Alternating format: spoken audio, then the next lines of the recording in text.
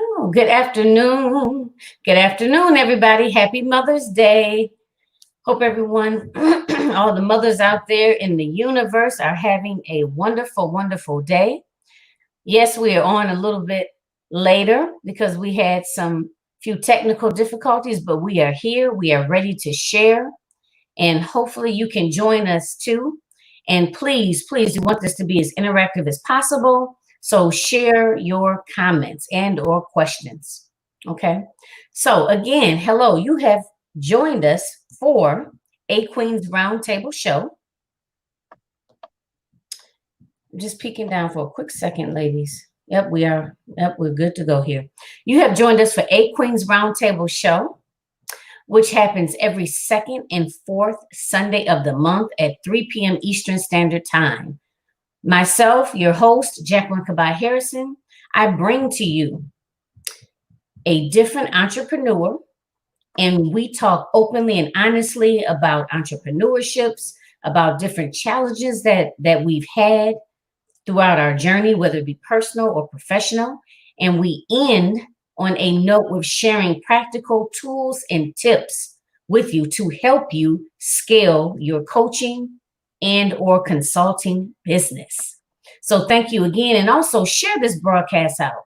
Share, share, share. Sharing is caring. Also tag another coach or consultant. All right. You never know who needs to hear this message at this time.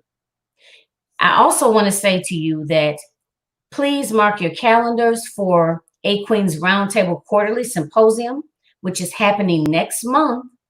All right. It's called All About the Business. You don't want to miss it. It is May 16th, 17th, 18th, and 19th. So mark your calendars. Okay. Get registered and just be prepared. Okay. Without further ado, I'm going to let my guest introduce herself. Take it away. Hello, everyone. First of all, I would like to thank you, Jacqueline, for allowing me to be a guest on the round table. I love, love, love collaborations.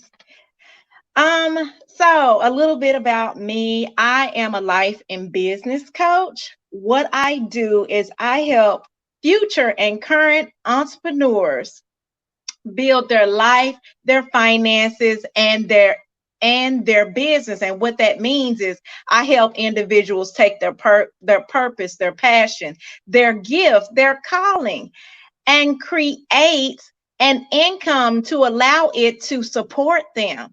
You know, there's no point in being miserable in life when you can create an atmosphere that you really love and create the life that you always dreamed of. And that means attracting the finances, and that also ultimately means creating that business. Yes, yes, absolutely, absolutely. So that's what we want to talk about, right? The key is actually being able to make money doing what you love, and being valued, right? Being able to charge and to have people pay you what you feel like your services are worth, which a lot of us don't get out there in, corporate America, right? And then Mhm. or if you're making the dollars, then it's not really something that you feel passionate about. So tell us, dive a little bit more into like where do you live within the United States? Like, do you come from a big family? Do you have children? Like, tell us a little bit more about you personally. Who is Jackie Mckeever? Am I saying your name right? Jackie Mckeever? Jacqueline, I go by both of them. It's just Okay. whatever you decide to call me. Okay. Anyway, so yeah, some things. Like my grandparents, they had like my grandfather had over 32 kids, right? My grandmother had 9 kids. Now my mother only has two. My father had six. So I kind of come from a big family, but I myself, I'm a mom of 3 adults. Thank you, Jesus. I'm just saying.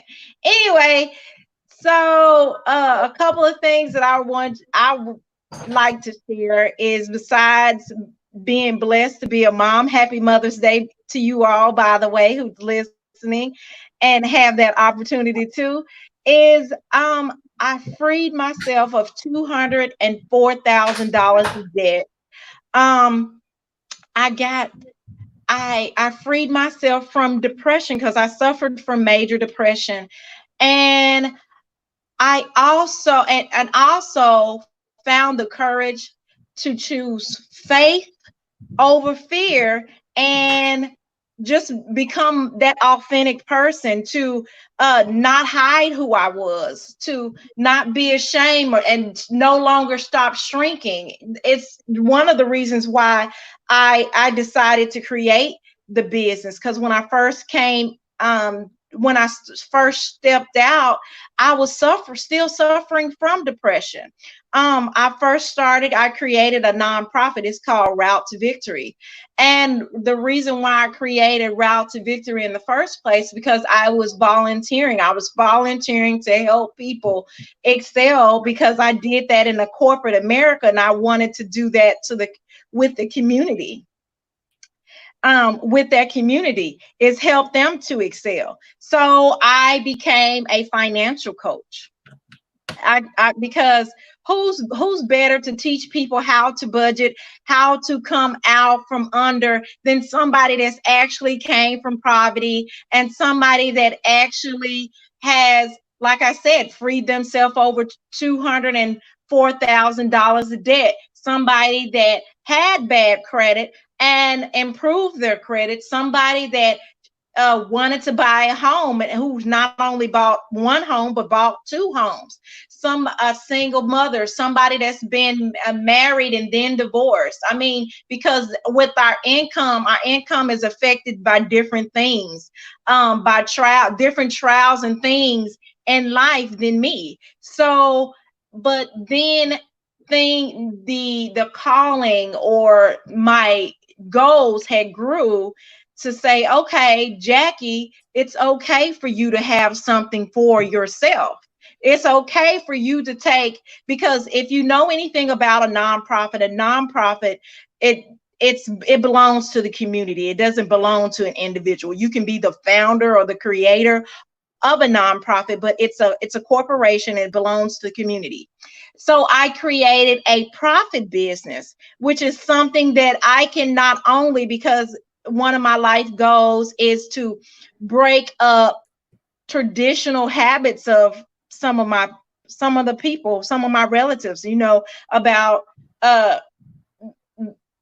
by raising my children, by being my authentic self, by doing things that may make other people who came from the projects, or came from the poverty, just like me, breaking barriers to show people that you can do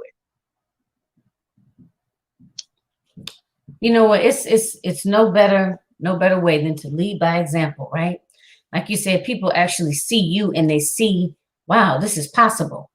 You're leading by example, and that's, to me, it's more effective to lead by example, because I remember something that my father would always say, is that you can tell a child something, right?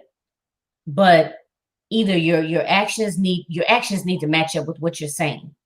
You know what I mean? You can't say one thing and then do something else. So I'm a really, and I totally understand. I totally agree. I'm a huge advocate for leading by example. Just, like, and not just with children, just in general. And the thing of it is, that's why I think that it's so important for us to have these platforms, is because, somewhere out there, there's another woman that has these different skills, and she's probably utilized them all her life. But for, let's just say, just the blanket issue there, fear, you know what I mean, hasn't really broke out there, just for fear of maybe what other people might say, or, just doesn't think she can do it. So it's so important to have people that actually just really just come real. You know what I mean? And just, you got a skill, you've, done it for many years, and now you're sharing it with others. And so this, I mean, I have to admit, when I read your bio, when I heard about you like coming out of all of that debt, I was like, wow, because a lot of people don't even think that's possible. So and that may be a whole, I'm pretty sure we could probably do a whole show on that too, but Mhm. so get your pad and your pen ready, because I have a feeling that Miss Jackie is really gonna drop some gems on us today. So I'm sorry if you said it, I missed it. What state are you in now? Oh, I'm sorry. I didn't say it. You I did, okay. am in Mississippi. Oh, I'm in Mississippi. Okay. Mississippi. Okay. And so now your business, you obviously service clients online, right? Yeah. And do you also see clients face to face? Well, I started working towards seeing clients face to face, but the C word happened and it delayed things. It didn't stop it, it delayed things. Okay. So it's going to happen because I already started making an impact. I already started creating an audience. And even though it's happened, I still have been connecting with people locally. Of course, through social media, and the telephone still works. Okay, the old Mm-hmm. school. Yep. So yeah, because You know what? huh, I was gonna say you still sticking a little bit. You don't happen to have your what do you call these? Your headphones my around you? headphones. Yeah. No, I can go Okay. get them, but that would mean Yeah. moving. Okay. Okay. All right. So I'm just gonna, like, if you see me pausing, it's just because I'm waiting, maybe because you stuck or something like that. Okay. And ladies Okay. too, Miss Lanita, thank you so much for joining us and saying Happy Mother's Day. Same to you. Um, so if you join us and you can't hear us, put it in the comments, okay? If we need to repeat something or whichever, okay? Because we want to get the information out there. We want everybody to succeed.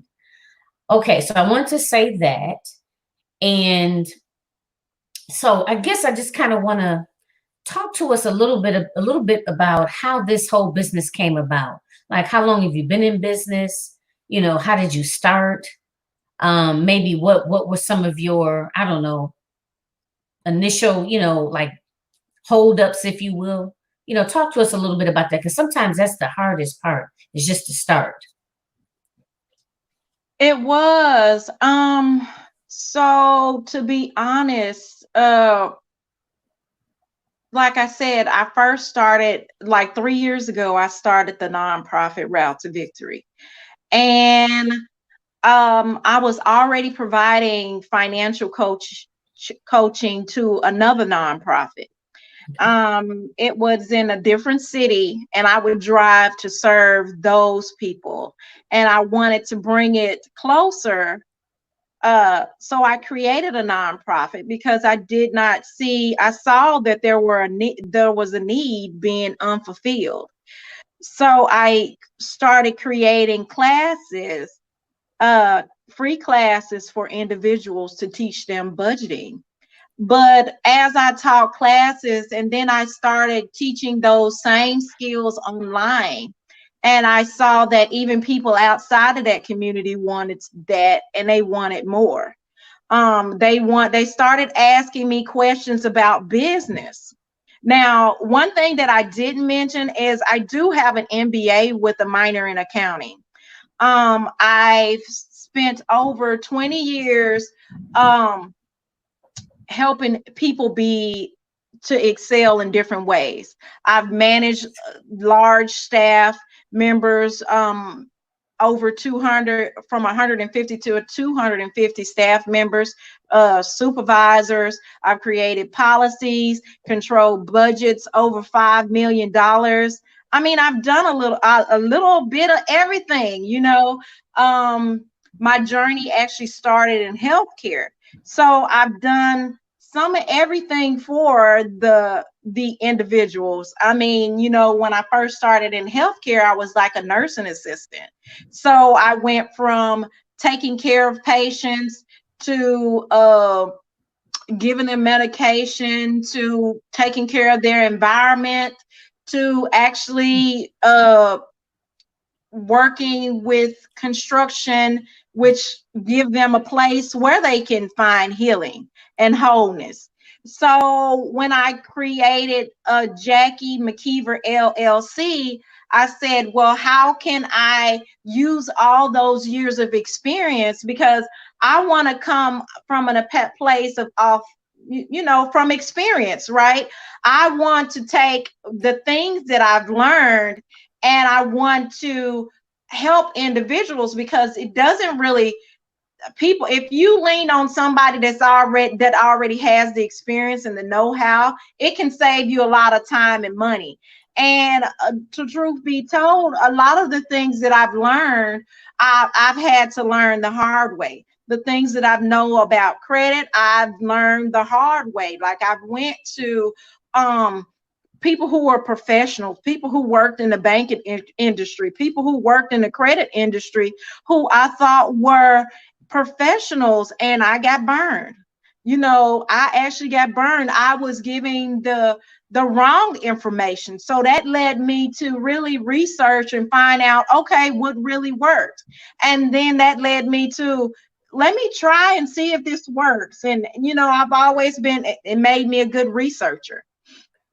Um, so yeah, and that led me to uh changing my title to life and business coach, because the skills that I teach is to help empower you in your life, and your finances and your business follows it.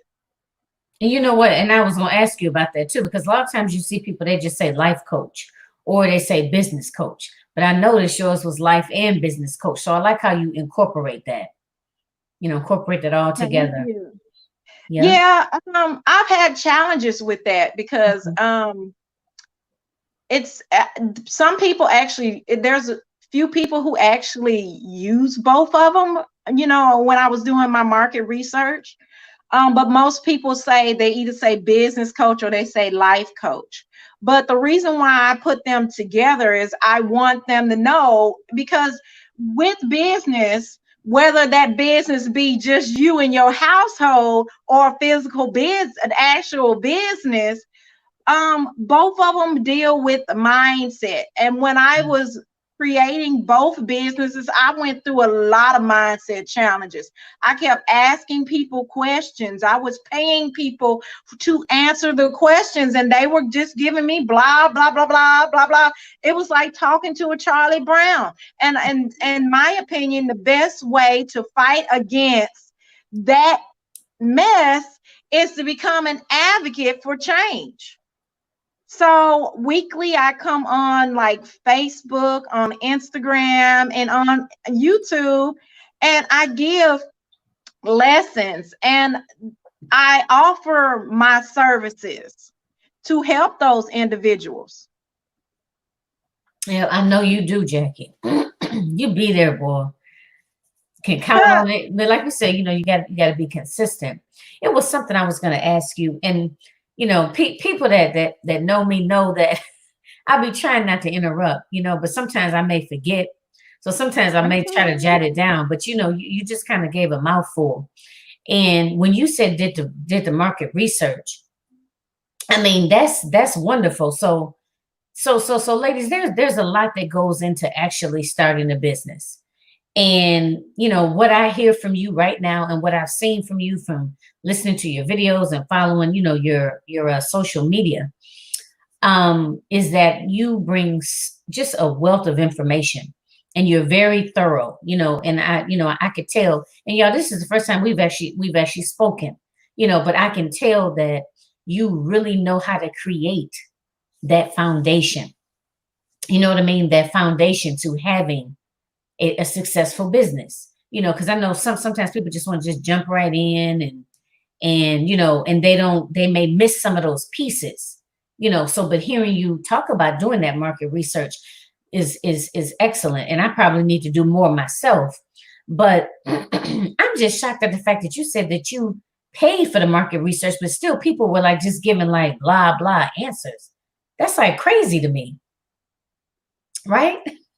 Yeah, because originally what I wanted to do is I wanted help in creating this thing, because like I've always been a good researcher, But when you look at things, the social, the internet, there's tons of books about everything, and there's a saying, I think it says it's always more than one way to skin either a duck or a cat or Okay. something like that.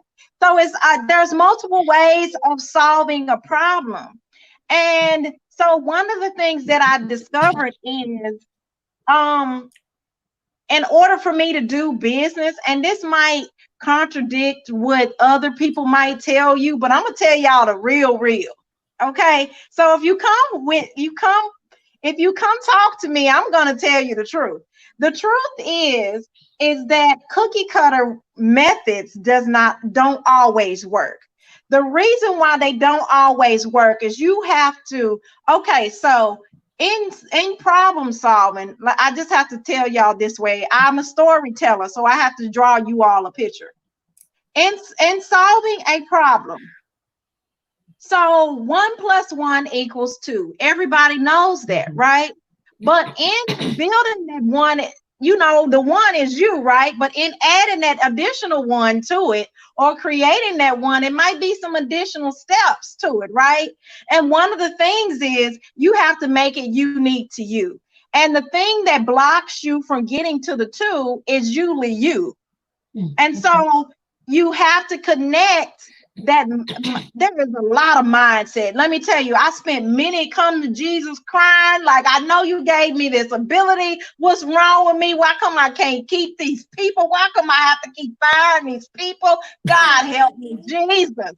Moments like, oh, so it's important that you take the market research and you find a way to put your story in it, because you're telling a story. You providing a service or a product, but you're telling a story. And in order for it to be authentic and to connect it and for it to work, you have to add you to it. And I learned that the hard way. I'd be like, okay, I hooked up with this person and they told me their method. All I had to do is take these two pens, take these two things and put them together, and it's going to work just like they did, because I did it just like they told me. That's their story. Okay. That's their story. What is your story? You have to become like the co-author of your story, so that's a big lesson. Okay. I know we kind of stuck for a minute there, but I think I stuck. I don't think you did. But you know what? I'm so glad to hear you actually say that, because, and especially in this online world, you just see so many, when you go to these different, successful coaches and consultants, you go to their timeline and, you just go through their feed, and everything is, sign up with me and you'll be making 6 figures in no time, or 6 figures in 30 days, or whatever, And like you said, a lot of it, well, I always like to make sure, I don't like to generalize, but let's say some of it, is people with these step by step, I know you did the market research, so I know, okay, well, I'll give you these 6 steps to 6 figures, 6 and 6, come see me, you know what I mean? And I think like you said, people think that they, build, put these little blocks in, put these little puzzle pieces together, and just because it worked for this person, or I don't know, maybe 10 other clients that they've coached before you, doesn't necessarily mean that it's going to work for you. Right. So, and I like for these conversations to kind of, just take us, you know what I mean? Because I want people to get the most out of this. So this is what's striking me right now. So tell us a little bit more about that, because I mean, I'm pretty sure there's some people out there that maybe have just started, maybe they're a year in, 2 years in, they spent this, I don't know, 5-6 grand on a coach and, a couple of coaches, and maybe they still feel like they're not making headway. They just like a little hamster spinning in a wheel. So, and again, if y'all want to know more, you want to know more about her process and how she works, I have her website at the bottom. But just to kind of, just to give us a little skim off the top, like, how did you how did you finally figure that out? You know, like what, without saying too much, how can you, what can you tell us right now that that'll give some people, you know, give some of us hope, you know, and maybe some direction in terms of trying to figure that out, just, you know, like a little bit. Okay, so some of it is the lesson that I wanted to go over today. Oh, But okay. the number one, yeah, no, but I can still tell you Okay. one of the things I did was build out a business plan or a business map. In Okay. order for you to know, I mean, because it's easy to say, I want 6 figures, I want 7 figures, I want eight figures, but what does that really look like? Um, Drawing out, I mean, even the Bible tells us to write the vision and make it plain. Come on now. So it's important to really map out, not just say it in general, what exactly you want. And so to do that, one of the things I do is I teach people how to create a business plan. Okay. And they might say, well, yeah, I want other people to create me a business plan. Somebody else can create you a business plan, but it's important that you get involved in its creation. Don't just say, hey, I want to sell hair. I want to sell hair, and I need you to create a business plan for it. And if that person does not take the time to ask you questions to see what your vision is, then that might be why the plan doesn't work, because it doesn't involve what your real vision is. And sometimes when we start a business, we might say our all we know is we want to make six figures, but what does that actually look like? Because listen, if you make $204,000, that's 6 figures. If you make $100,000, that's 6 figures. If you make $800,000, that's 6 figures. What will you have to connect to the why? You have to connect to your why, because my life example is you connect to your why. The why connects you to your purpose. Your purpose connects you to your vision. Okay. So you have to understand Wait a minute. why you're doing what you're doing. Why do you feel like what you have that you can have more? And every time you go a step, you still have to continue to ask yourself why. And the answers to it leads to a purpose or something that you need to do in order to get to your ultimately get to the destination. Go Okay. ahead. I was gonna say, y'all, and I'm playing around with this here for a second, but I wanted you to repeat what you said about your purpose and your why and what connects to, because I want people to hear that, and I need to hear it again. Okay. So what I discovered was, and so what I discovered that works the best is connecting to your why. Okay. Why do you want to be in this business? What is it about you believes that you will be successful in this business? Why are you not settling for the lifestyle that you have right now? Why do you believe that there's more for you? Okay. Okay, so your why connects you to your purpose. Like for me, I knew I had all this talent, all this energy. I knew I had all this wealth of knowledge and information and experience. And the why I started a business is because I was shrinking to make other. I knew that there was more for me because I wasn't satisfied in the corporate world. Okay. Because I went home and I did not feel complete, because I Absolutely. felt like there was something missing in my life. There was something drawing me to more. I felt that I was not reaching my full potential. I didn't feel the joy that I feel now when I teach people. Right. Okay. So that led me to my purpose or being purposeful. Okay, being purposeful. meaning creating a goal and doing things to ensure that that goal manifests itself. And then, okay, so my goal is to create an environment where women feel empowered enough to to come out of hiding, to use their gift, to to create income, which is an ultimate business, to reach their life dreams, their life wants, to leave a legacy. Okay, got you. You got purpose. So in discovering that, I had a vision. How am I going to make that vision clear? How will I find clarity? You find clarity by doing the market research, by really, it starts from the inside out, and really drawing what that picture looks like.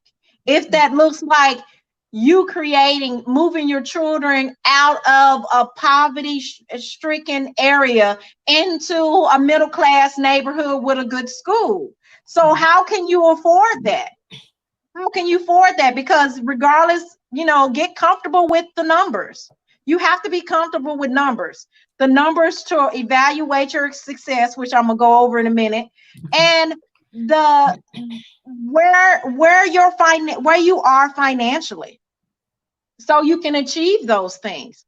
And then after you have vision, then you can reach your destination because you have clarity. You know where you're going. It's just like GPS. If I'm in Mississippi and I'm headed to Chicago, I have to set my GPS so that I can see, so I can lay out the map. That's the business plan, where I'm going, and I can, when I see it, I can hit my target, or else I might end up in California, and that's not where I'm trying to go. Right. Yeah.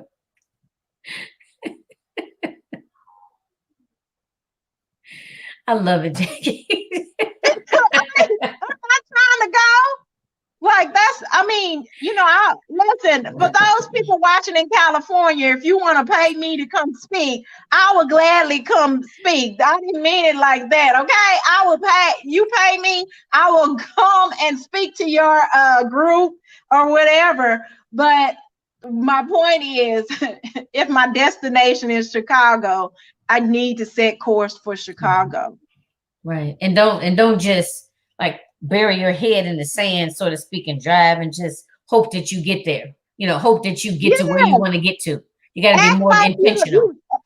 you don't have to do nothing. It takes trial and error, to figure it out. It does. I mean, for some people, they can it's just like, listen, I think, listen, I forgot the number, but I think it's a 1 in 175,000 billion chance that you win the lotto. But every time you buy a lotto ticket, doesn't mean you're going to be a millionaire.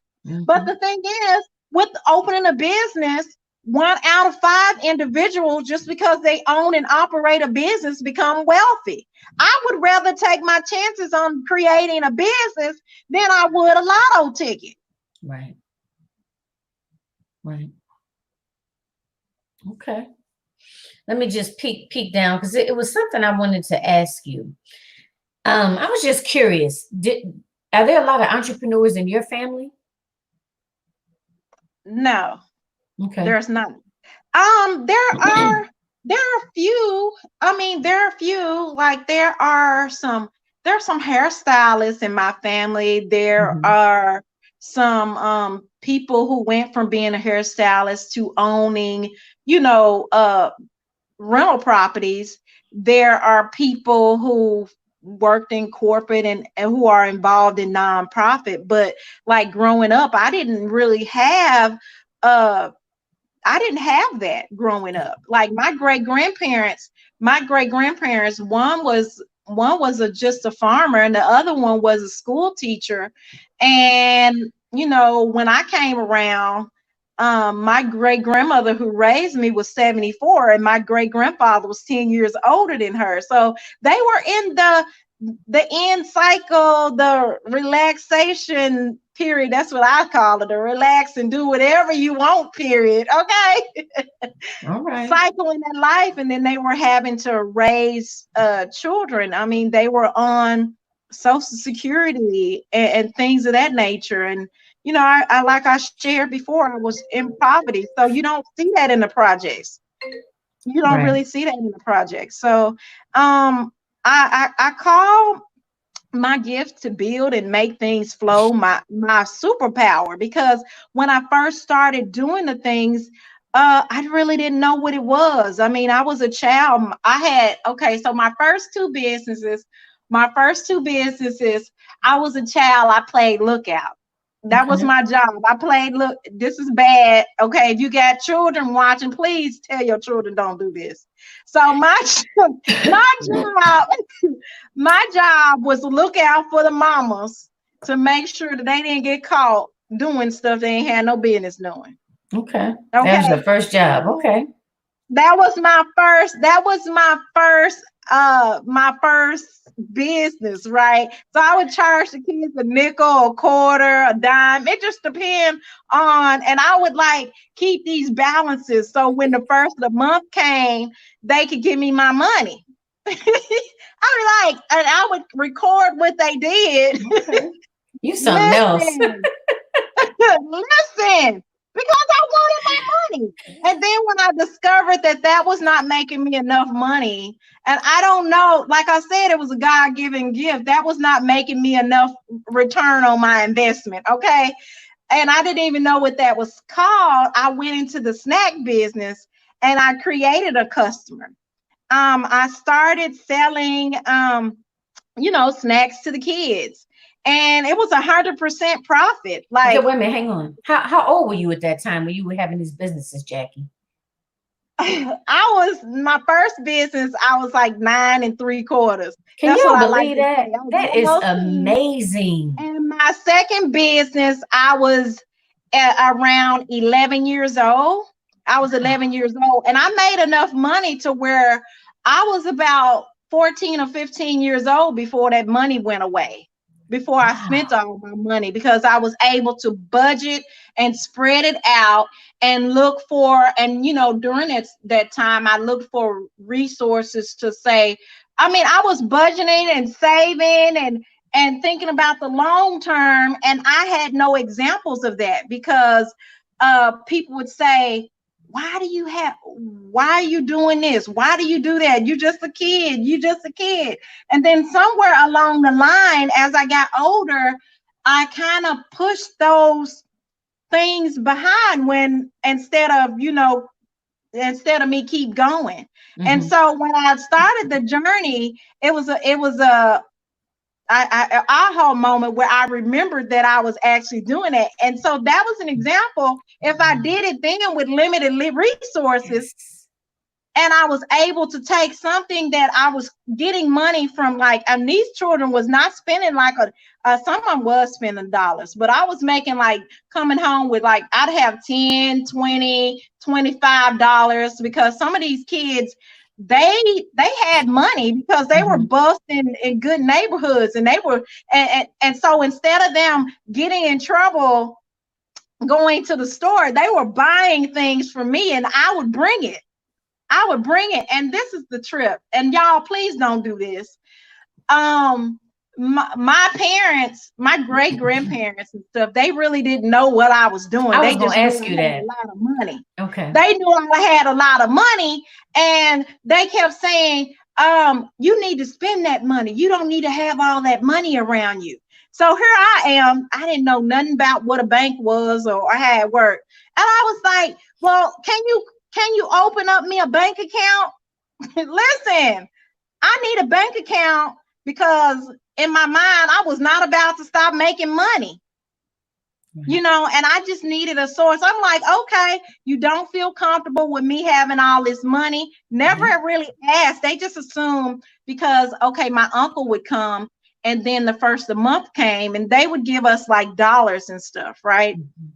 So, they just assumed that I just been saving, because they really didn't see me spend no money, not spend a lot of money or whatever. Mhm. they didn't know what the source was until I got grown and I started telling people. And it was funny because like with my snack business, I would always buy extra snacks and I would give my sister some snacks, and she would think because I had a backpack that all my snacks was gone, and I would hide my snacks. I would hide my snacks in the back of the freezer or wherever, depending on whether they were hot or cold snacks. So they would, and then get up super early, put it back in my backpack. And, people were eating snacks. They were cold. They were cold. They was in the freezer all night. They cold. And they didn't care. They were snacks. So, yeah, I was making 100% profit. It was like, and it went really, really fast. Like, anything like I remember when I had got older and I had got a relaxer and stuff, I was paying to get my hair done. I had the money to pay for that. So I pretty much started taking care of myself. I didn't know that I was going to be able to use those skills as an adult, and that was a God-given gift. I didn't even understand why I was able to really do it. It's just the idea came in my head and I was like, oh, that's a good idea. Let me do that. Wow. That's amazing, Jackie. That is amazing. So you've been doing this for years. That's just amazing to me that even a 10-year-old can come up with that. You know? Wow. Hmm. I'm flabbergasted because I know, like, at that age, that's I wasn't thinking about that at all. So wow, that is amazing. Okay, let Well, me one of the things, the reasons why I came up with that is like I'm one of the co-authors in the a book about poverty. okay. And the name just slipped me, or I would have just gave it. But anyway, but anyway, my first boom in life, my great grandfather had died, and this is what happened. My great grandfather had died, and my great grandmother had to go to DHS, Department of Human Services, to apply for food stamps. I didn't know what food stamps. We were in the projects, but I didn't know what food stamps were because we were never on food stamps until that particular time. And the reason why she had to do it because she went from a two-person income to a one-person income. Um, in fact, she used to get, at that time they used to have like a Medicaid check or something like that, and she had Social Security. My great grandfather was a veteran, so he got a veteran disability check, and so his income was gone. That Medicaid check was discontinued. They didn't do that anymore. All she had was her Social Security. So she had two little girls to take care of. So she applied for food stamps. And what happened is she went and she kept telling us how to use food stamps. And in my mind, I kept telling mom, and we called her mama. I was like, Mama, this ain't real money. How am I supposed to go to the store and buy food? And y'all who don't know, food stamps used to come in paper. Okay. How am I supposed to go buy food with this fake money? This don't even look real. And she kept explaining to me. And what happened is I went and talked to a girl, and she thought I was crazy because I asked her, I said, do y'all get food stamps? And she was like, yeah. I said, do you know how to use food stamps? And she said, girl, you don't know how to use food stamps. I know how to use food stamps. So I said, could you go to the store with me? Because I'm still not sure that they're going to take this. Right. And even though, so when I went there and I went and bought what my great grandmother wanted, and they gave me coins back, I had an eye-waking moment. I call that my boom because if you know what happens, a boom is a big explosion that changes things for people who are impacted of that thing. So no longer in that period of time after that happened, I saw the book's called The Smell of Poverty. But anyway, so I saw what poverty looked like and smelled like. Like I saw the people who were going in there using this food stamps, what they look like, what their children look like, what they smelled like, what they taught, the way they talked. you know. And I said to myself, I got to do something different, that I can't be like the people who I was seeing. And that's how my business ended up creating. It was a need. It was survival mode. You know, I had to find a way to survive, and that idea came. Okay. All right. Wow. Because I came to the realization is that, okay, my great grandfather's passed. My great grandmother, here it is. She is, I'm about to turn 10. She 84 years old.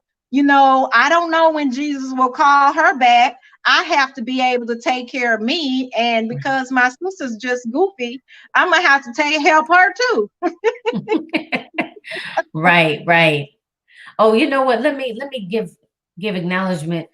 Hi, Miss Tanisha. How you doing today? Thank you so much. Happy Mother's Day to you too. Thank you for joining. So, Jackie, I want to ask you a couple of things, and Okay. you touched on it, somewhat. But I always like to ask all of my guests, what what would you say was one of your biggest challenges? And like I said, it could be personal or business wise, as well as how do you make sure that you practice good self care? Well, one of the things is when I was coming out of depression, I knew that I had to stop neglecting me. So, one of the things I do, I have a group called Uplift. And sometimes I post it on my other social media pages where I teach women to on the 15th of the month, we celebrate I Love Me Myself Day, right? Which is a made up holiday where you celebrate yourself. You don't do it with your husband, your significant other, your kids. It's just you. You do something you love to do. And how I practice that self-care is I pick something that I really love to do. Now, it may be reading a book. It may be doing nothing, maybe napping for an hour. It may be getting my hair done. Y'all, I love some hair, honey. Um, it may be it may be pampering. It may be just taking a moment to meditate or do a craft, whatever that is at that particular time. I do that, and I give myself, I say, okay, it's okay for you to rest. It's okay for you to not uh to not do anything, just to relax. It's okay. I do so another thing I do prayer and meditation in the morning.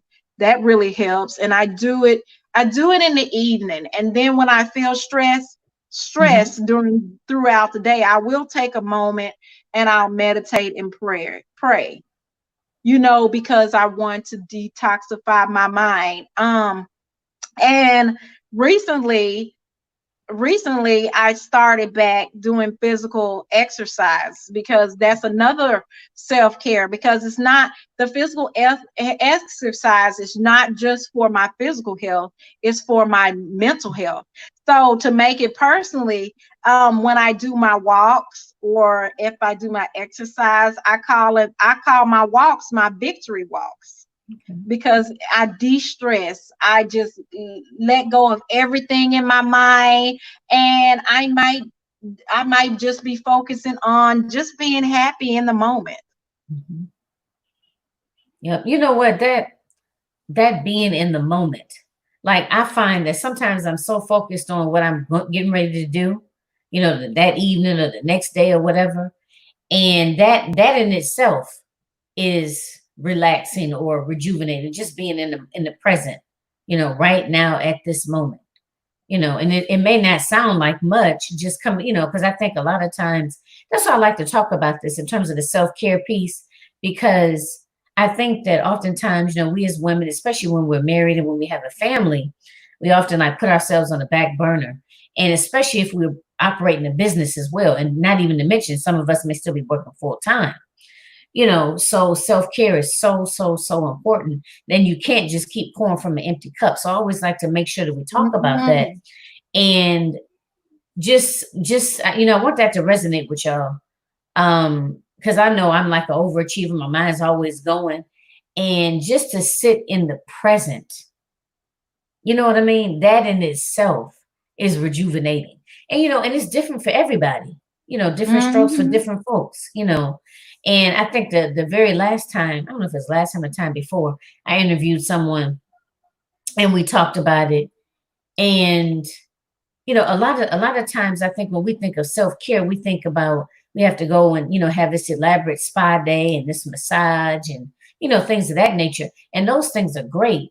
But like on a day-to-day basis or, a weekly basis, like find something that you can do, that doesn't take any money, that doesn't take any, doesn't require you leaving the city or going out of town. I mean, like I said, those things are great, but make sure that you have something that you can do regularly.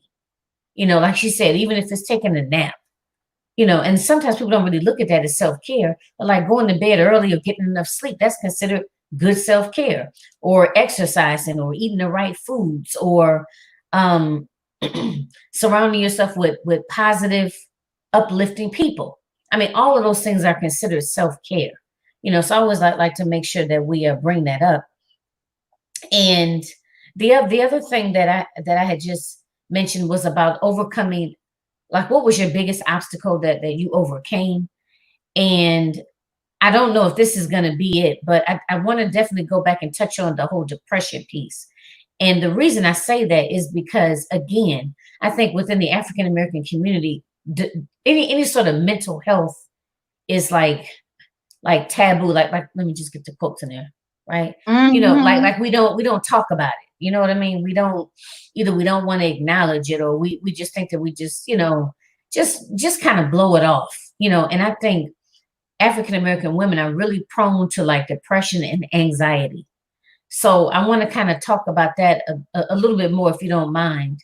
And Oh, what would you say was your biggest challenge that you had to overcome, or that you've been able to um effectively handle it so that it doesn't prevent you from moving forward?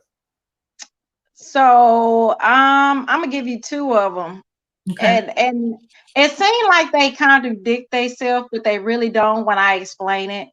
The first challenge was me hiding. I had to me coming out of hiding, because even though I'm talkative on here, being an introvert, I always used to being in the background and being visible. One of the things I want to tell people, if you feel like you are invisible at times, how you get rid of that feeling is to discover why do you feel like you're invisible. But anyway, so that was a big challenge, because I had hired some people with my nonprofit. I had hired some this particular person. Their job was to call up businesses to get in-kind award, to inquire about in-kind awards in the process, right? um and in-kind awards is basically donations and stuff that Okay. businesses give nonprofits Okay. um for a deduction in their business. Okay. So because I was an introvert and I was still hiding and I was scared to really talk to people, and even though I had managed just in that, because it was like, okay, it's different from me working for somebody and Yeah, doing doing it, it. and me doing it on my own, Yeah. because I'm like, oh my goodness, what if I mess up? Mhm. What am I going to do? So I hired that person, and that person did not do a good job. Like, she really didn't put in the effort. And so I had a come to Jesus moment, and I was crying. I was like, God, I got to fire somebody else, and blah, blah, blah, blah, blah, blah. But even though that was a door that closed, it was necessary, because God allowed another door to come open, because that forced me to be confident in what I do and actually talk to these people. And I was like, it's this easy to get people to to donate to my nonprofit. Like, I really didn't have to do all this shabam like they may tell you when you go online and something like that, just to get this small donation and stuff. It was like really, really simple. And I said, okay. So, and then this other individual, she was great. I have had some great coaches now. I don't want y'all to think that all the people I connected to were horrible, but you know, there have been some bad circumstances, and it have been a few great ones, right? But she encouraged everybody. I went and did this boot camp. She encouraged everybody to start going live. Man, I didn't know the power of going live. I mean, because I wouldn't even be talking to you if I hadn't went live, because I met you on social media. And, you know, being comfortable with that. My second one, that was my first challenge. My second one is thinking that I could do it all by myself. Okay.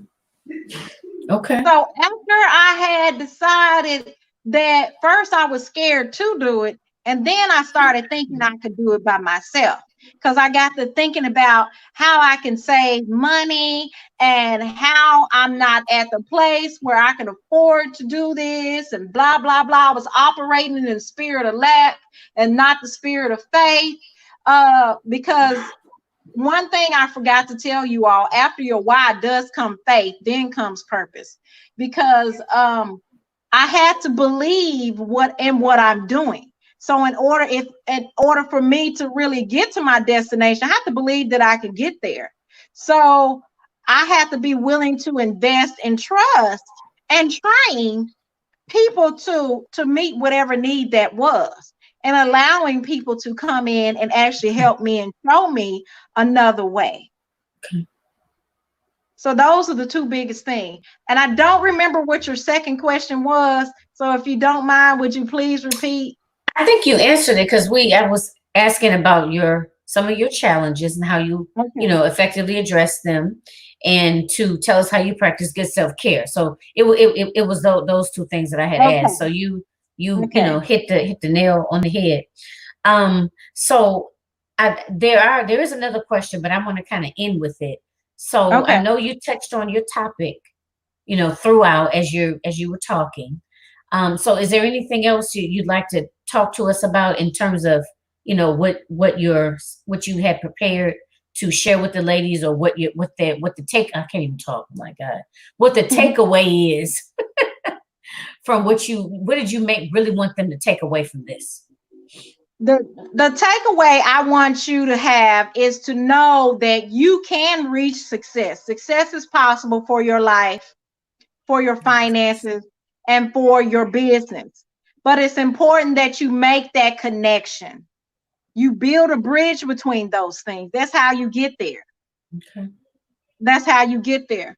So I want you to really take these steps that I'm going to give you, and find a way to implement these steps into your ultimate goal. And I am going to give you an example of how to do that while I tell you how to evaluate your success. Okay. Take it So, away. okay. So thank you again. Okay, so I mentioned previously you have to get comfortable with your numbers. You have to know where you want to go. So step number one is determine what is your ultimate goal. If we're headed, okay, so one of the things that I've noticed in my business is that I help a lot of 9 to 5ers, okay? 9 to 5ers reach the next level in their career, next level in their business, which is the next level in their life and finances. So, what is your ultimate goal? If you're in this example, say you're working 9 to 5 and you're tired of splitting your time between your 9 to 5 job and your business. Your business is what you're really, really passionate about. So you want to come up with a plan in order to work full time only in your business. So part of determine what your goal is deciding what you need to do or how you're going to invest in creating the ultimate goal. The ultimate goal. So you have to know what your numbers is. So um say in this example you make 1800, and I got a notebook if y'all wonder what I'm writing down, right?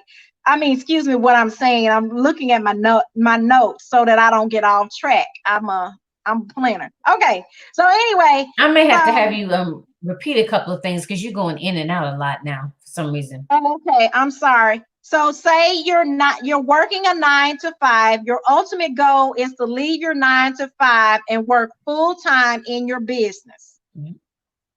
Okay, so how much do you make in your full-time job a year? You make, let's say in this example, you make $18,000 a year. Okay, check. We already know that.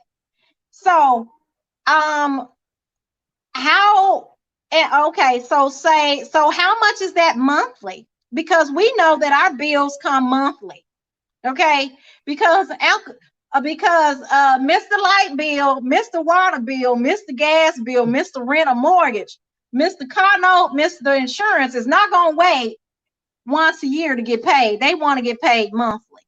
Okay, so how much do we need to make a month in order to reach that $18,000 goal? So let's say we need to make $1,500 a month.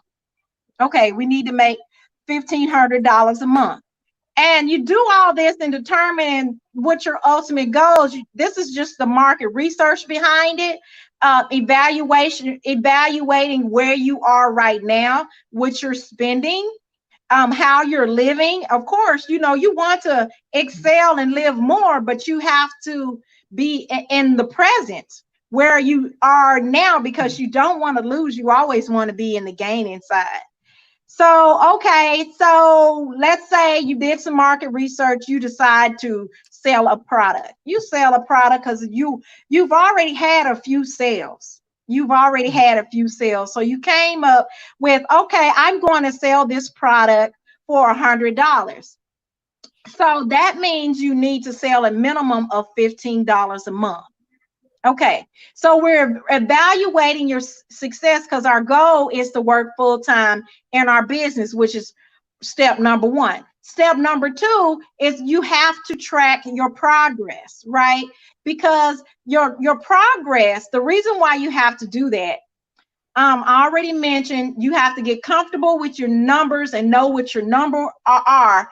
In your process, you have to be able to remove your limited beliefs, because your limited beliefs will stop you from creating the income that you need to reach your ultimate goal. Your ultimate goal. So you have to know what your numbers is. So say January. I'm gonna say, yeah, say January. January, you sold 14. You sold 14. So you made 1,400, and your goal was $1,500 a month, right? 1,500 a month. So number three is to rate your progress, right? Rate your progress, because rating your progress does three things. It allows you to rate if you're successful in everything you're doing. It allows you to see if you have failed in any way. Okay, and it allows you to start to implement whatever the next step is. I'm gonna say it again. When you write, you're writing to see if what you're doing is successful. Okay, that you're reaching your goal of 1,500. You're able to see where you may have had failures in. This is why knowing your numbers and being comfortable with your numbers is very important. It also allows you to implement your next step.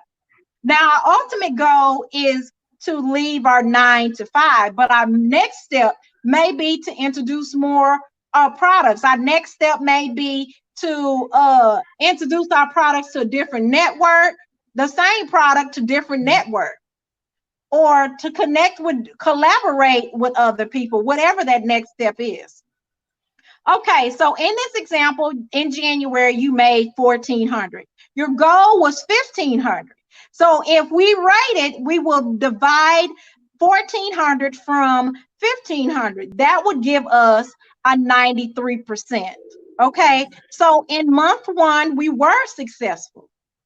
Okay, okay, so we will keep doing whatever we are doing in that process, right? Whatever steps or however we decide we want to get there, whether that mean we're connecting with people on social media, if we're being consistent in our posting, if we're consistently collaborating, if we're consistently going to market shows or vendor shows, whatever you want to call it, if we're creating whatever the whatever the avenue we're using, if we're consistently doing it, we're going to keep doing it. Say the second month we only sell 13 of the units, right? So that meant we made 13%. So 13 now 13 meant we only got $1,300. That's 87%. You're still successful, but you're lacking 3 units, right? So each time you you don't sell in a previous unit, your goal is, because you're tracking your failure, you're being present in the moment. You're successful because you made a 93 to 87%, but you're tracking where you have failed. What can you do to ensure that you reach the goal? Because you need to make that 1,800. Is it that you need to lower that number? Is it that you have it could be anything. It could be, okay, so if ultimately I need to make 1,800 so I can live comfortably the way I am, maybe I need to look at the way I'm living. Maybe there's some things that I can subtract from my life to lower that goal from 1,800 to 1,500, or it could be, okay, so maybe I'm not consistent on my lives. Maybe I'm not consistently talking to my email market. Maybe I didn't create an email list. Maybe I did not tell my customers that I have a new product, and because I did not advertise, I only posted a social media post and I didn't communicate with the people who are already a warm audience. They don't know. They already know that my product is the bomb.com, but they don't know I have another product. They don't know I have a bundle that I can offer them that helps me make that 3 that I'm lacking, that money that I'm missing. They don't know. So we have to evaluate it. And you evaluate it as soon as you see that you haven't made your mark. Because let's say in the third month, now you know that anything that you haven't sold, those numbers, you carry it down to the next month. But here it is, month 3. Okay, you have not implemented anything different. Okay, you know that you need to do something, but this month you only sold 11 units. Okay, so that's 1,100. You're at 73%. This means you are in a state of an emergency in your business. It's easy to play around with it and test, trial and error when you at the 93% and the 83%, because yes, you need to do something, but it's not like, hold up, wait a minute, you ain't got to go at it like it's a life and death situation until now, the third month, because you waited and you're at 73%. And now whatever you were planning to do and have not implemented, you have to not only do that, but you have to do it you have to use any means necessary to make those sales so that you can get back up and start growing again. But let's say in this example, so you did implemented that. And the third month, I mean, the fourth month, it paid off. Say you had 15 units again. So you know what method works. You know what method works. You have to ask yourself, how can I keep this going? What is the next step for me? And you continue to evaluate that process up until you use that, you rinse and repeat that method up until you get a year. And then when the year comes, you evaluate, have you made that $18,000 in the business? Because the truth is, some people can up and quit their job because they have enough savings to last them 2-3 years. But most people don't. Most people, their 9 to 5 is their lifeline. So you have to implement a plan to help you survive, your business survive, so that you can create that goal for success. And that's how you evaluate your success. You evaluate your success by planning, by evaluating. First, determine what it is, track your progress, and rate your success, your failure, and when to implement the next goal. That's it. Wow. That was a lot, Miss Jackie. Entrepreneurship is not, it's not easy, right? It's It's definitely, it's not. not the type of thing that's just okay, poof. It's constant work, right? Just like a relationship. Constant work, constant assessing, constant modifying, right? Is that like you said, you have to be willing to get out there, you have to be willing to be visible, right? You have to be, and you have to assess as you go along, right? You have to constantly assess, because that way you'll know what's working and what's not working, right? That way you can do a little bit more of this and maybe a little bit less of that, until you come up with the right formula. But at the Hmm. same time, things are constantly changing. So you have to still be flexible, and you have to be willing to, change with the market, maybe your market has changed or the needs have changed, technology has changed, whatever the case is. Like right now, we can do so much more online than we could do maybe 10 years ago or 15 years ago. You know what I mean? So you always have to be I guess be educated and be willing to change, and not be stuck, in like tunnel vision. Like, this is how I'm gonna do it. This is how I've always done it. That kind of thing. You have to be willing to change. So yeah, it's a lot that you have to, a lot of working pieces, right? A lot of working pieces that go into that. Now let me ask you this: do you do constant market research? Yes, I Okay. don't I don't believe that ever changes, because Okay. like you says, the market are always changing.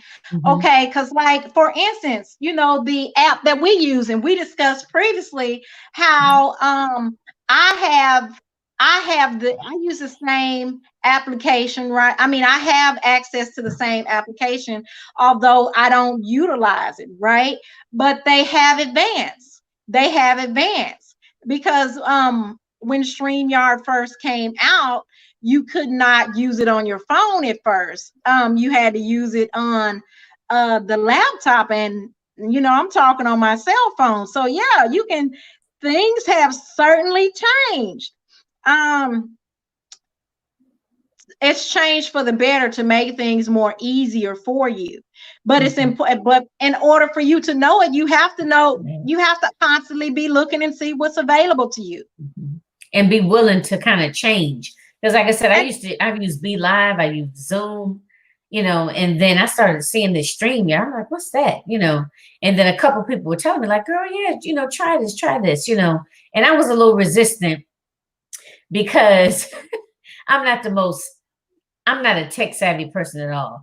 Some people get excited about new programs. They want to try it out. They want to see what it does. Like, it's just like people, they get a new iPhone and the iPhone does 100 different things. They want to figure out all 100 of them. I'm the type of person like, okay, I know how to make a call. I know how to check my voicemail. I'm good. I'm You know what like, I if it mean? ain't broke, don't fix it. But you, as an entrepreneur, you have to constantly, it's in your benefit to just always check things out and be informed and to try new things. If you try something you don't like it, then you've tried it. Or maybe like you said, after they update, you might try it again. You may like it. It may work for you at that time. So you just kind of got to go with the flow and just pay attention. So Find a way to make it easy, because you yep, can get to doing that's one way you can get to doing, you can spend more time working in your business if you invest in those systems and things to make your life easy for yep. you and the people who work with you. Right. And sometimes that's a balance. Sorry about that, y'all. Sometimes that's a balance, that figuring out. And I know we're not going to necessarily get into all of that right now, but like when I talk to the virtual assistants, sometimes that's a balance as a small business owner, trying to figure out what to pay somebody to do and what you can do on your own. You know what I mean? That whole balancing act, because of course people think that I don't want to spend any money, but it's an investment. And sometimes you have to kind of look at it and really evaluate. Yes, you can do this on your own, but is it really productive? And is it the best choice for your business at that time? They don't understand the impact of investment, because Uncle Sam loves businesses, okay? Because there are tons of deductions, Yes. the deductions that are available to you as a business. So if it doesn't pay in one area, it's going to pay in another. You're going to get your money back. That's for sure. I'm glad you mentioned that. I'm glad you mentioned that, Jackie, because some people may not know that, or just may not really look at it like that. But you're right. It's, overall, it's an investment. It's an investment, and it benefits you to get your systems up and running. And, if there's options out there that are available to help you do that, then why not?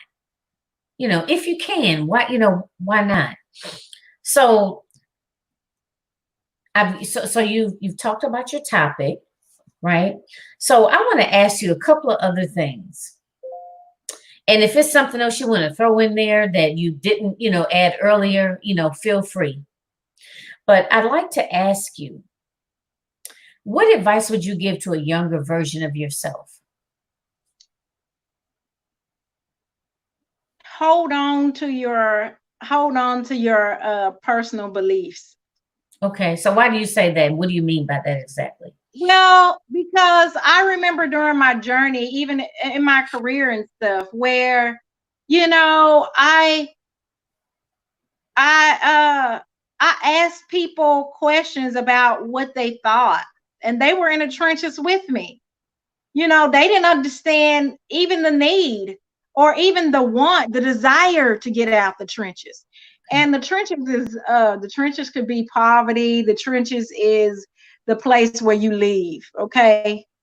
So I would ask people, like, should I do this? I'm already in here. Should I do that? And they may say, oh, I wouldn't do that. Oh, I don't know why you would do that. You already have a good job. It pay good. People be glad to have the job that you have, and blah, blah, blah. It pays good money. Why would you want to do anything else? Mm-hmm. Give yourself permission to not only hold on to your beliefs, but to pursue them. Pursue that. Yeah, I mean, it could have saved me a lot of time. right. Yeah, and that usually comes up every time too. There are certain commonalities, like when I interview, women, and that's always a big one. Just kind of like trust your intuition, and don't rely so much on what other people have to say. Because it's really what's best for you and what you need to be doing at that time. You know what I mean? So a lot, Yeah. so that's a commonality. A lot of people say that, and then two, it's a whole different mindset from a entrepreneur and an employee. That's a totally different mindset. Oh And my goodness. okay, I and didn't if realize that yeah, was a challenge in itself, because it's yeah, just you. And it can be, I'm not gonna lie, it can be scary. hmm It can be scary, because I told y'all, I was like, what if I make the wrong mistake? What am I gonna do? Well, if you make a mistake, you fix it. Right. Yep. You fix it. You can come out from under anything. I mean, if y'all would be surprised if y'all did market research and you look how many people made failures. I mean, companies like McDonald's and big franchises like that and KFC, they made tons of mistakes before they actually got it right. Don't allow a mistake to stop you. It just, like I said, that's why it's important for you to evaluate and decide and have these pretty hard questions and never stop doing market research, because that's how McDonald's, if there's a movie about McDonald's that's on Netflix, and I don't know if it's called McDonald's, but you can Google it. And it talks about the making of McDonald's and how McDonald's started, how they used to be just this little burger place, and two individuals came up with a system in order to speed up things. But they didn't become this big corporation until a salesman came and gave them the idea of trying to have different locations again. And they said, "Oh, I tried it, it failed." Yeah, did you have this same system in place? But you know what? No, we did not. You know what? But what is that though? And it's like I want to keep talking. You know, this is exciting. Then sometimes I get a little discouraged, y'all, when you start going in and out. But so far it's been pretty good towards the end. But why do we do that? You know what I mean? Why do we automatically think that because we try something one way and it didn't work, why do we give up? You know what I mean? Well, what's this whole idea behind I tried this one thing this one time, and if it works, excellent. If it doesn't, then that means I need to just, pitch my little flag, wave my flag and say, okay, I surrender. Why do we do that? I think we do it for two reasons. Number one is fear and our comfort zone. And okay, so our comfort zone is friends of fear. Okay, because in our comfort zone, we don't have to do anything. The world just keeps going. Wait, what'd you say? I heard fear. I heard fear. What'd you say after that? Oh, okay, in our comfort zone. Okay. Fear and comfort zone. Okay. Our fear and our comfort zone. Okay. So when we get scared of something, we run to our comfort zone. Our comfort zone means do what we used to doing. Right. Whether that means go set ourselves 10 years back or whatever it is. That's what we know. That's what we did the longest. But that didn't produce the results you've gotten. Right. Okay. Coming outside of that comfort zone, boy. And I know it sounds cliche, but because I always say growth begins outside of your comfort zone. I know that sounds like some sort of a Hallmark card, but it's so true.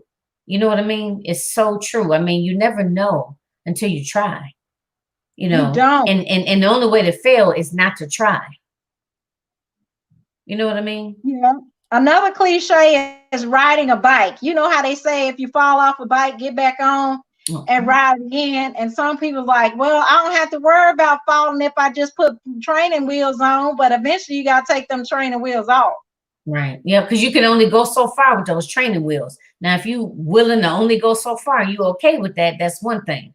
But if you're not okay with that, then you gotta be okay with the uncertainty of what's gonna happen when you take those.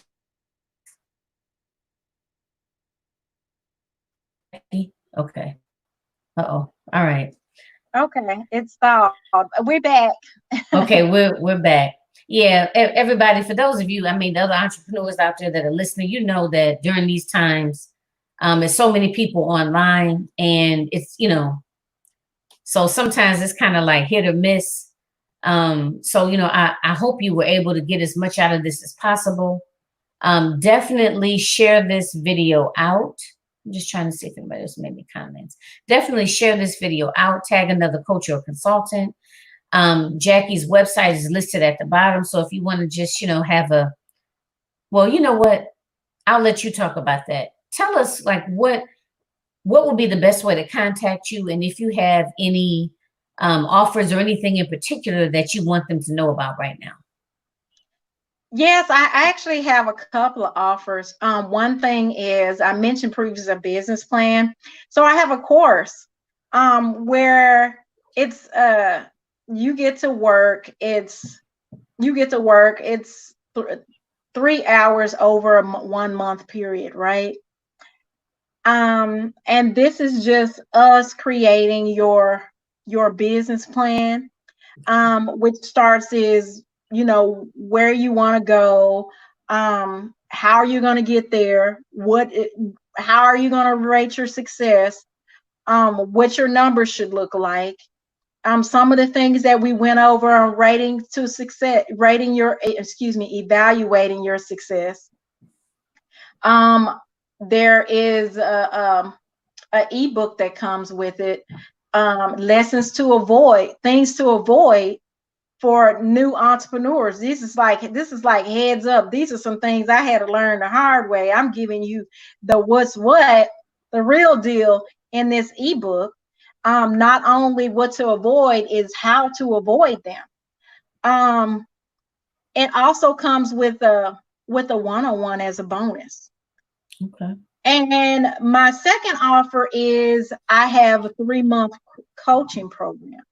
Now, to get either offer or more information, you can simply go to www.jackiemckeever.com, and you can also message me at www.jackiemckeever.com/contact us and enter your information. Okay. Excellent. Excellent. Now, you went out a little bit on the first one. Okay. So say it again. I think the Oh, coaching program came out okay, but what you were talking okay. about before that? So the first one is a 1 month, and we create a business plan, a business map for you creating your business. And for those who don't know what's in a business plan has how are you going to reach your audience, who your audience is, what your ultimate goal is. Like, this is an ultimate plan. It's really designed for the 9 to 5ers, wanting to create and build a business. It comes with a one-on-one. It comes with 3 hours that spread over a month, where we actually go in hard, and we create that map, that plan, and methods to test it. Some of the things that how to evaluate your success, what to do if you're not making your numbers. All this goes into your plan, and this is actually for startup businesses that have been in existence less than 2 years. So it's a great way, if you are not making the numbers that you want, for us to go and evaluate what you're doing and create that map, that strategic plan, to make you get into the successful road that you desire. And it's called business plan for 9 to 5ers. That's what it's called. But you can simply reach me on my website. You're welcome to. I got some low, and like this offer is like $300. So it's actually affordable during this time. I mean, this time of rest is the perfect time for you to get with somebody that helps pull your ideas, because I pull them out of people. Like, because when you're scared and you don't know, we retreat back to our comfort zone. So it's my job as a coach to pull that out of you. So it's not my job to tell you you can't. It's my job to tell you how you can. So that's the ultimate goal with this class, with these sessions. Nice. Okay, nice. Well, thank you. So thank you so much, Miss Jackie, and everyone. Thank you for joining us, for those that joined us live, as well as those that will catch the replay. Again, if you catch the replay, let us know you are a replay viewer. And whatever questions or comments you have, please feel free to leave them because we want to hear from you. We want to get your feedback and definitely want to know, if you have any questions or concerns. But if you want to know more about her offers and want to connect with her, definitely visit her website, JackieMcKeever.com. And like I said, it's at the bottom or in the text. So you can feel free to go and check her out and so on and so forth and link up. And I just want to thank everyone again, you too, Jackie, for taking the time out on Mother's Day to join us or to come and to speak, on our day. So, thanks again. I really enjoyed it. I learned a lot from you. And I learn a lot from you all the time whenever I listen to your lives. You're just a wealth of information. I do appreciate you coming on the show. And I want to say, ladies, do not forget the A Queens Roundtable, all about the business summit that's coming up next month, May 16th, 17th, 18th, and 19th. $19 gets you in. You do not want to miss this. If you are a coach or consultant and you want to level up, I'm going to have some real hard hitters that are going to be speaking, giving you this, knowledge that really is it's priceless. So you're definitely going to want to participate. Okay. Don't miss out. Don't be left out. And thank you for joining us. This is A Queens Roundtable Show. Again, your host, Jacqueline Kabay Harrison. This happens every second and fourth Sunday of the month. I don't know why I'm so tongue-tied today. So thank you so much for joining us, and tune in another couple of weeks. I will have another entrepreneur that wants to come and share and pour into you. So thank you again for your time and for coming on the show, Jackie. And I'm sure we will definitely connect again at some point again in the future. All right. So with that, any other closing remarks you want to add before we close out? I just want to thank you so much for allowing me to talk to your audience. I also wanted to let you all know that I'm also on social media. My Facebook page is the Jackie Mckeever, and I'm on IG at route the number 2 victory. So I'll put that in the comments when we end, so y'all have it. Thank you again. I really appreciate this. All right. Okay. Talk to you soon. Okay. Bye, y'all. Bye, everybody.